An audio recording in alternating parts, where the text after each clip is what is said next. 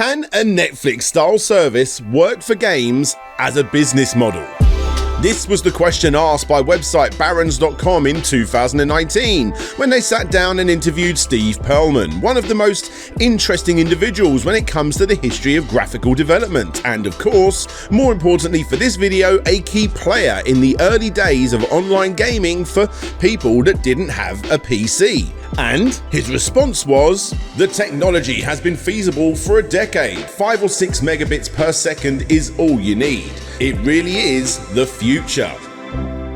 However, as we all know with cloud streaming services like Google Stadia, it may be the future, but it definitely isn't the go-to option yet. But who is Steve Perlman and why is his opinion so important?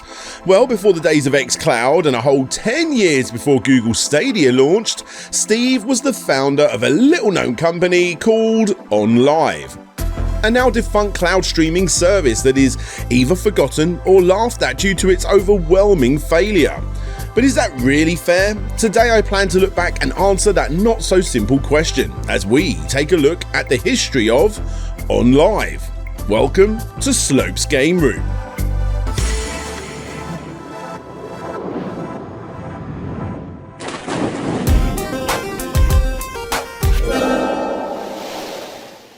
So, to start off, let's take a quick look back at the history of Stephen G. Perlman to see who we're dealing with here.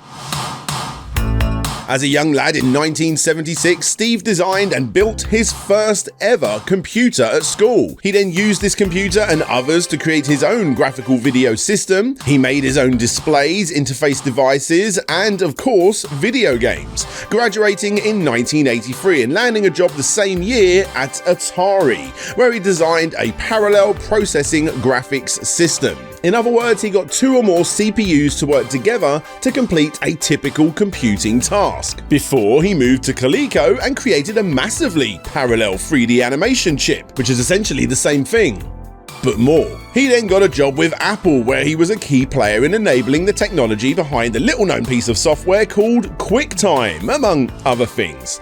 He then became managing director of advanced products for General Magic and helped create the silicon chips needed for Windows' first ever PDA systems. And then in 1994, Steve co-founded Catapult Entertainment, who developed the X-Band modem for the Super Nintendo and Sega Genesis. Look, obviously not a major success, considering most people don't remember it or even know what it is, but it was important. A device that sat between your cartridge and your console, similar to a 32X or a Safami Turbo. The difference, however, was that it let you play online games using your original hardware for a small monthly fee. Completely bog standard these days. Finally. However, back in 1994, it was a big deal, and it was a rather interesting turn for Steve and got him into the world of online gaming. It didn't matter that it was short-lived, X-Band worked. It gave people who didn't play online games the ability to play online games, but in a nutshell, it was way ahead of its time. The same can be said for Steve's other business ventures. He'd always seen computers as the future, and he stated this himself numerous times in interviews over the years. He always wanted to bring these expensive pieces of kit into as many living rooms as possible, and he did that exact thing with television. I've been working to create an interactive television my entire life. I always knew it was a way of bringing computers to average people. See? This brings us to Web TV, a set-top box created to turn your television into a PC. How easy is it to get on the internet? This easy, with MSN TV service from Microsoft. It uses your existing phone line and the TV you already own. See these buttons? Push one and you jump to email to stay in touch with family and friends. Or quickly visit websites to plan travel, research health news, explore new hobbies, and more. People love their MSN TV service because it's so friendly. They never worry about pushing the wrong button. This one eventually became MSN TV when Microsoft purchased the company a couple of years later for $425 million, and the company eventually became part of creating the Xbox 360 hardware. So that's Atari, Coleco, and now Microsoft. Damn. He then went on to another company, again where he created the first ever DVR, or digital video recorder if you will, a device used to record live TV onto an internal hard drive, which would eventually include the Moxie Media Center. He then founded another company called Mova, a company that provided state-of-the-art motion capture services used in games such as The Godfather and From Russia with Love, as well as movies such as Beowulf and The War of the Worlds. I just knew Tom Cruise wasn't a real person. And guys, this is just the tip of the iceberg. Steve has done a lot. He's definitely earned his stripes.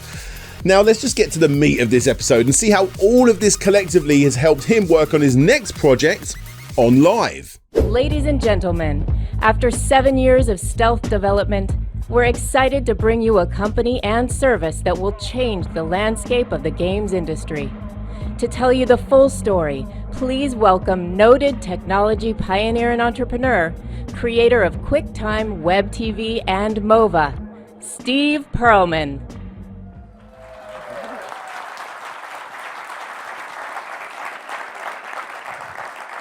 All right. Thank you very much for coming. So we've got a really exciting show today, and I think you can imagine that it's been pretty hard to keep this thing as quiet as long as we have. So 7 years, think about it. The first time we presented this idea to a game publisher was in 2002. Now people say the video game industry can't keep secrets. I beg to differ. Now, there are other industries, maybe can't keep secret, but that's a different story. But anyways, so we are really excited because this is an opportunity to really revolutionize the way we think about games, the way that publishers develop games, and the way that consumers use games. And we think it's really going to change things hugely eventually, and even in the short term, very, very significantly.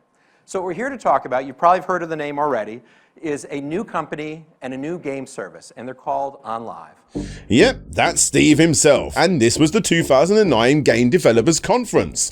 The same year that people got to try out the Nintendo DSi camera, we got to hear about the 360's future motion-based control setup, and Sony was here too, reassuring everybody that PlayStation Home was the future. But ignore those three, the big talk of the show was OnLive. These guys have been working for 7 years, according to Steve himself, to be able to bring cloud gaming to the masses.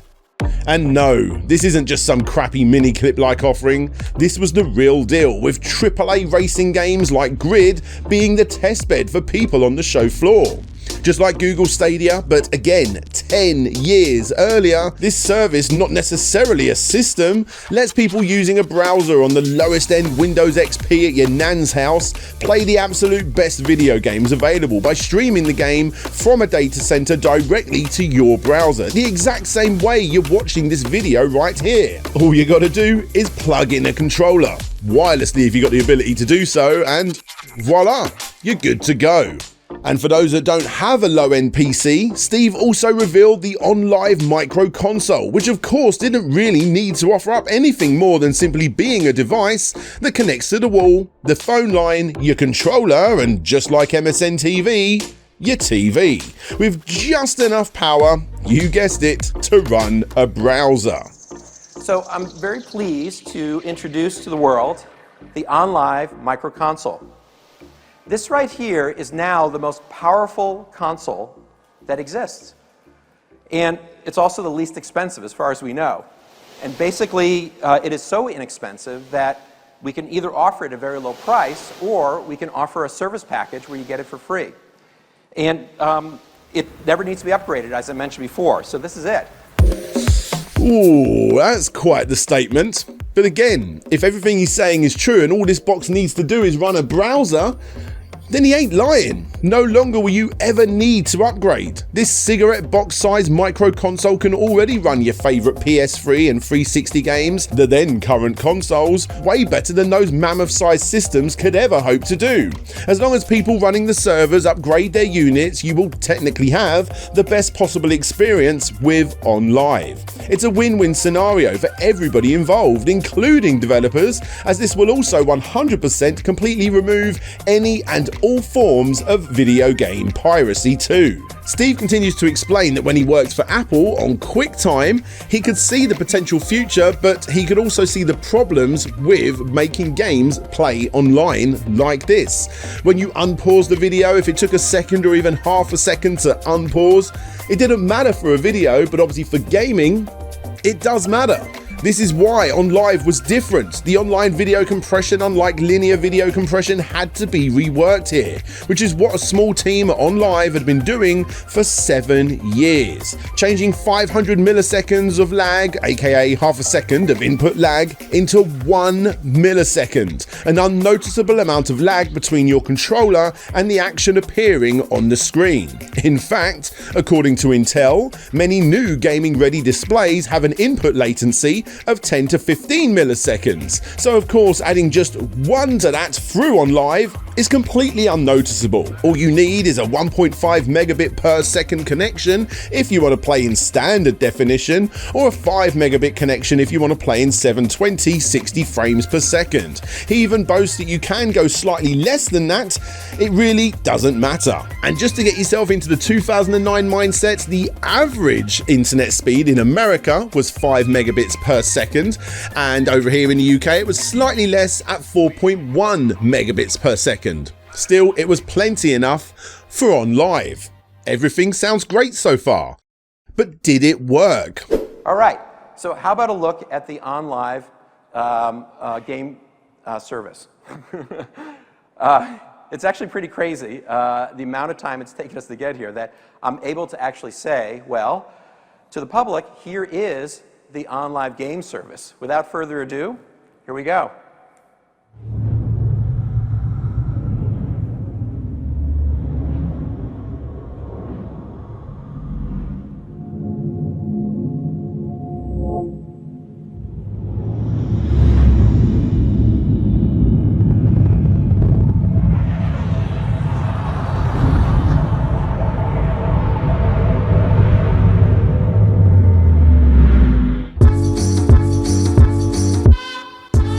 The short answer to that question, does it work, was yes. Few videos exist in any decent quality these days from that event, but yes, it did work. In fact, The Verge reported that the demonstrations were so impressive that some GDC members tried to pry open booth walls to look for proof that the demos had been faked. Did they find anything? No. OnLive not only works showing off games like Grid, but more impressively, the super high-end gaming PC heater add-on, Crysis. Remember those memes from 2007 joking that Crysis was simply way too powerful for any gaming setup?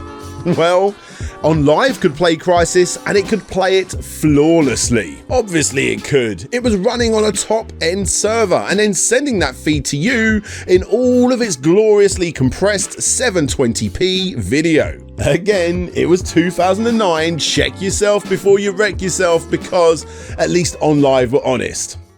Give them a break. OnLive became the talk of the show. Sure, it had its skeptics, which we will get to in a bit, but for those present at the event, the proof was in these black boxed tiny little puddings. On top of this impressive tried and tested new way of playing high-end games, OnLive also offered up the ability to rent games, pick up and play from where you left off, watch other people play too. Remember guys, Twitch wasn't around for another 2 years. And like Twitch, you can save mini bragging clips of your best work, something that again has only really blown up in the last several years thanks to the rise in popularity of Twitch clips, YouTube shorts, and everyone else who's trying to copy that 1-minute TikTok formula. In short, OnLive worked, and like Steve's previous business ventures, it was ahead of its time, which is why you shouldn't laugh when you see that he got his motion capture company involved too.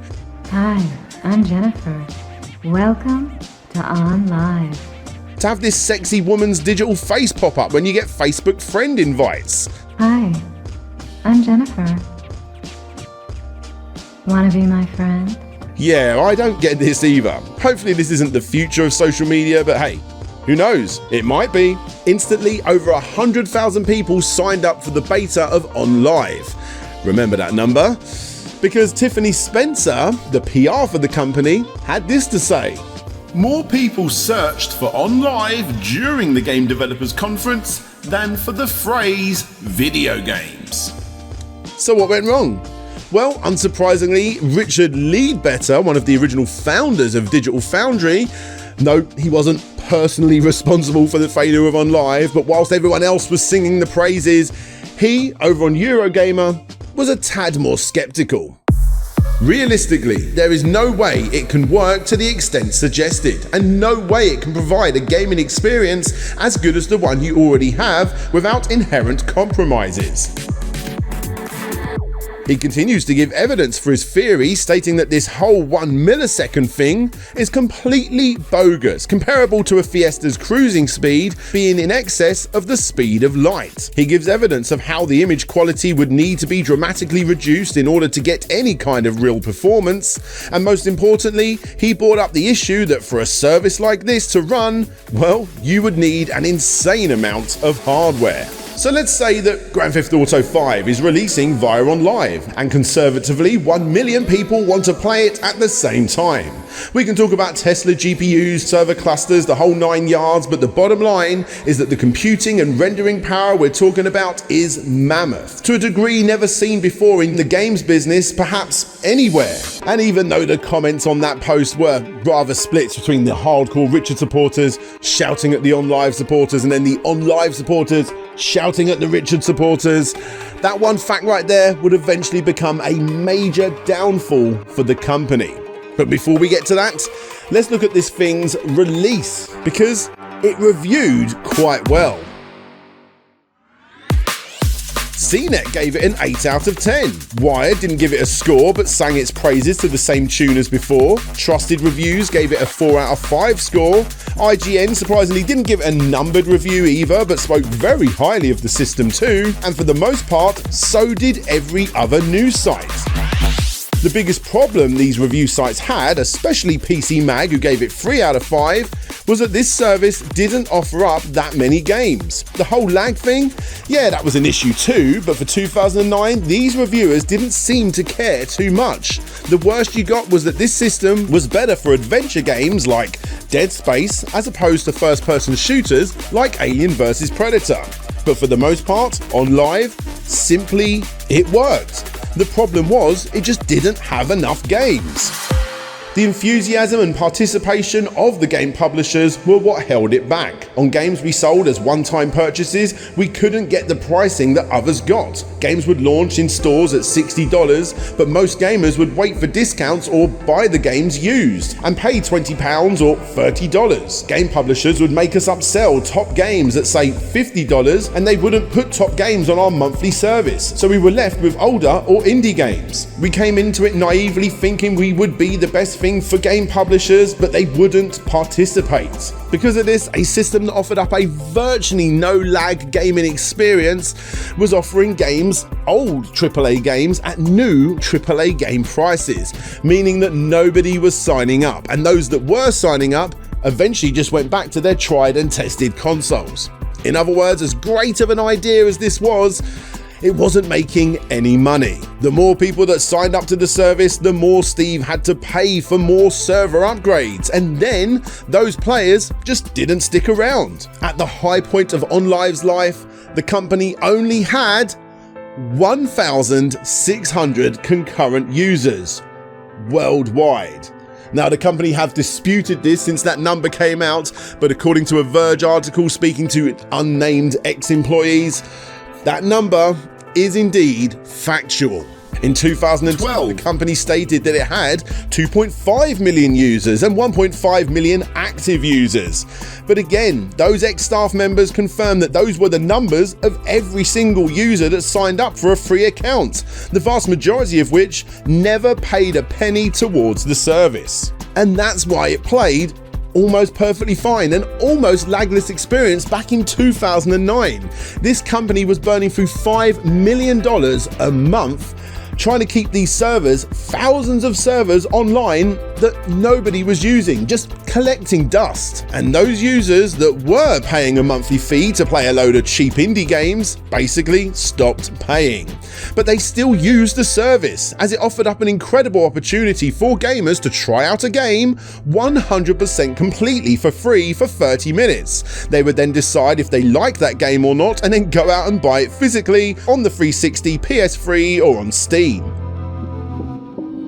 On top of this, every micro console was sold at a loss to begin with, and in a desperate attempt to get more people to sign up, they offered a free console and controller to anybody that signed up to their monthly Netflix-like subscription service. Which of course, plenty of people did, for a single month. And without a doubt, one of the worst pieces of marketing gone wrong was when the company teamed up with Square Enix and paid a hefty fee to give away free copies of the new Deus Ex game. Go and buy yourself a physical PC copy, and not only will you be able to activate this on Steam, but you will also get a free copy of the game for OnLive too. The problem was, GameStop, the real-world video game shop, wasn't a fan of people buying digital games online, and they ordered all of their staff to take out that coupon and throw it in the bin. Looking back, OnLive really did offer quite a lot from the get-go. 10 years before Google Stadia, they really did put that service to shame. However, just as Richard predicted, every user still needed a dedicated machine. A dedicated machine that was going to cost way more than a dedicated home console or PC. Steve was getting angry at his staff, not understanding why they couldn't get these servers to work the same way that he made the chipsets for Atari and Coleco back in the day. Getting several users to use one machine at the same time, sharing out that workload, which would of course bring down the overall server costs, but no one could get it to work that way. Nvidia, however, did offer up a solution, but he refused to negotiate with them. According to his ex-staff, supposedly, Steve had become unstable. Competing company Gaikai, who was offering up a somewhat similar service, riled him up as third-party companies, primarily EA, rightfully wanted to spread their wings between the two competing companies, and when Steve found out about this, he went ballistic, forcing his staff to remove any and all EA games and branding from his service. "We had to slam the conference room shut and crank up the music so people wouldn't hear it," said one employer after it was discovered that Gaikai had signed a multi-year deal with EA. And when David Perry from Gaikai went over to the OnLive booth to introduce himself, Steve started screaming at him on the showroom floor. If Gaikai got a game first, Steve would refuse to put that game on his service. Which is exactly what happened with games like The Witcher 2 and Bulletstorm. His temper completely dissolved any relationships the company was having with companies like Ubisoft when they said they didn't want to add demos to the online service for their games. He had a vision and he wasn't budging, which is completely bonkers for a new company in the gaming space, let alone a new company in the gaming space doing something like this. In short, even though it was technically more powerful, it was a 7 or 8 out of 10 gaming experience compared to what gamers already had. Plus, it didn't have the user base nor the library to keep its players interested, and with every month that passed, the interest and of course the user base went down. Eventually, company after company got involved to try and buy this dying service that was bleeding money, but an agreement could never be reached because of Steven. A company whose technology could have been used in or out of the gaming space was at one point valued at $1.8 billion. But by 2012, with an angry team of workers all losing their shares in the company as they saw people getting fired for questioning the future of OnLive, whilst friends of Steve with no gaming experience got hired into the top dog roles, that $1.8 billion estimation was drastically dropped and sold to a capital venture group for less than $5 million. It was a painful blow as every single person got instantly fired, including Steve himself. And then a skeleton crew of engineers got brought back in to help for the relaunch of OnLive when it got rebranded to Cloudlift. After a year or so of virtually no new AAA games getting added, this new relaunch gave gamers not only several new games to choose from, but it also unlocked any game you already owned on Steam, and you could continue on with your saved game on that platform right here. Still, the selection was minimal and the service played exactly the same as before. Similar to Stadia, old games still cost way more than before and they didn't play as well due to the minimal but still noticeable lag. And that service was obviously almost completely forgotten about as soon as it launched. By this point, Steve had already gone off and done his own thing, continuing to push his Mova motion technology, as well as doing plenty of other technical things. And as for OnLive, or Cloudlift, whatever you want to call it, well, Sony had already purchased the company's ex-rival Gaikai and used that technology as the base for its PlayStation Now subscription service, which was doing fine. So a lot of people got excited when they purchased OnLive 2 for an undisclosed amount of money. And what did they do with this supposedly very cheap acquisition? They shut it down. Look, as stated in my previous video about the rise and fall of Google Stadia, I said the same thing. It would be stupid to say that cloud gaming isn't going to be the future. Some of the most popular games of the last several years work in this way already, and with services such as PlayStation Now and XCloud allowing gamers to play proper AAA experiences wrapped up in a true Netflix-like subscription model, it just goes to show that we are already on this path. This is the way to do it. Is it for me? No, but it is a real possibility. OnLive just got in there way too early. When you hear the name now, it's normally because someone is mocking it. But when you look back, it really wasn't that bad. According to reports, OnLive not only played well, but it offered up online game rental and try before you buy experiences that the major free still don't offer.